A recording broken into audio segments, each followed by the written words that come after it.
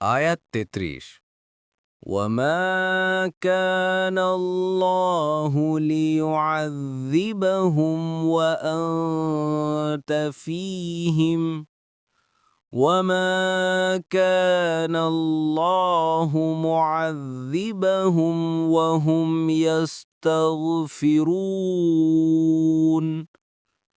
অনুবাদ: আর আল্লাহ এমন নন যে আপনি তাদের মধ্যে থাকবেন অথচ তিনি তাদেরকে শাস্তি দেবেন, এবং আল্লাহ এমনও নন যে তারা ক্ষমা প্রার্থনা করবে অথচ তিনি তাদেরকে শাস্তি দেবেন।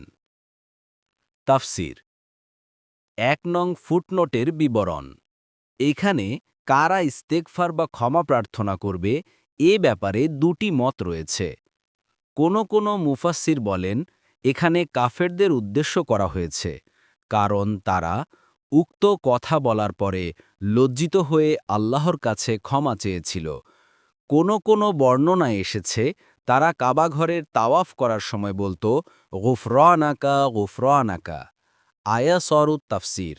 অথবা তাদের মাঝে ওই সমস্ত লোকদেরকে এ আয়াতে উদ্দেশ্য করা হয়েছে যারা ঈমান আনবে বলে আল্লাহ তাআলা তার ইলমে গায়েবে নির্ধারিত করেছেন।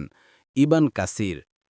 অপরপক্ষে কোনো মুফাসসির বলেন এখানে ওই সমস্ত ঈমানদারদের উদ্দেশ্য করা হয়েছে যারা মক্কায় অসহায় অবস্থায় জীবনযাপন করছিলেন, হিজরত করতে সমর্থ হননি, তারা আল্লাহর কাছে ক্ষমা চাচ্ছিলেন।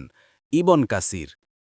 এ আয়াতটি উদ্দেশ্য করে আবু হুরায়রা রাদিয়াল্লাহু আনহু বলেন, আল্লাহ আমাদের দুটি নিরাপত্তা দিয়েছিলেন, যার একটি চলে গেছে, অর্থাৎ মুহাম্মদ সাল্লাল্লাহু আলাইহি ওয়াসাল্লামের মৃত্যু, কিন্তু আরেকটি রয়ে গেছে, অর্থাৎ ইস্তেগফার বা ক্ষমা প্রার্থনা। এ পরে মুস্তাদরাকে হাকেম ১/৫৪২, অনুরূপ বর্ণনা ইবনে আব্বাস রাদিয়াল্লাহু আনহুমা থেকেও রয়েছে। অন্য এক হাদিসে এসেছে রসূল সাল্লাল্লাহু আলাইহি ওয়াসাল্লাম বলেন, ইবল্লিস তার রবকে উদ্দেশ্য করে বলল, আপনার সম্মান ও ইজ্জতের শপথ করে বলছি, যতক্ষণ বানি আদমের দেহে প্রাণ থাকবে ততক্ষণ আমি তাদেরকে পথভ্রষ্ট করতে থাকব। ফলে আল্লাহ বললেন, আমি আমার সম্মান সম্পত্তির শপথ করে বলছি, আমি তাদেরকে ক্ষমা করতে থাকব যতক্ষণ তারা আমার কাছে ক্ষমা চাইতে থাকবে।